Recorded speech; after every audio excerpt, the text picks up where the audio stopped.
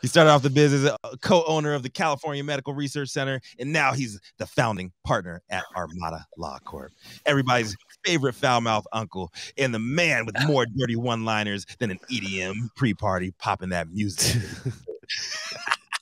Dale Schafer, what do you have for us today?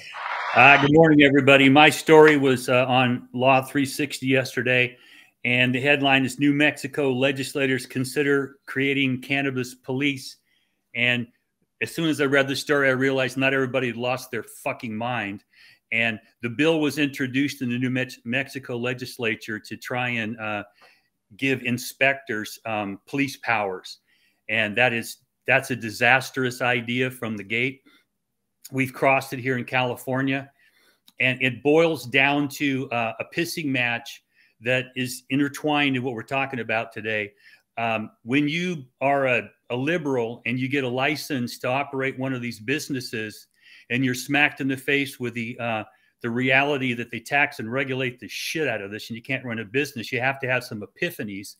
And when you're a Republican and you piss and moan about regulating and taxing the shit out of stuff, and then you take a look at, well, the cannabis industry is taxed and regulated the shit out of because of conservatives. So now you have to take a look at the reality of, okay, who's fucking this up? Well, everybody is.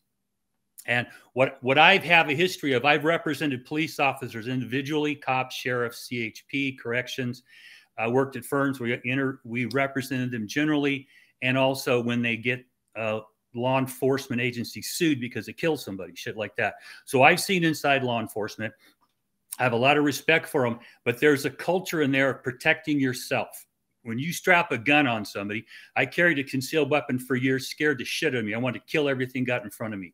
When you put a gun on somebody and put them in a position where we're going to go inspect something, and you give them law enforcement powers, they're looking for evidence to make arrests. When someone doesn't go along peacefully, force escalates.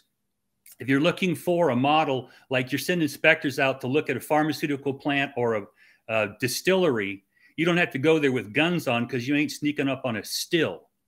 What we've found as a compromise here in California is that if you suspect at an enforcement level that you're going to run into somebody that might not go along peacefully, you bring cops along with you.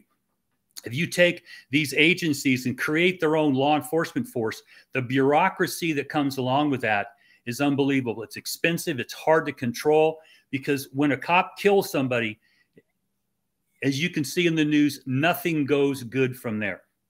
So there needs to be a cooperative effort between legitimate law enforcement agencies who have all the controls on them and these inspectors to go out and make sure you're following the cannabis rules.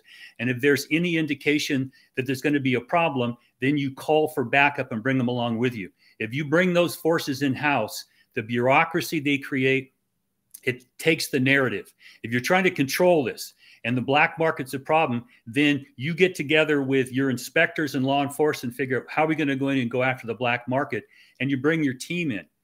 The goal is to get to a point where an inspector can show up and he's making sure that your pots and kettles are at the right temperature and that your books are in line. He's not looking for somebody taking 500 pounds at the back door and having to pull them over on the freeway.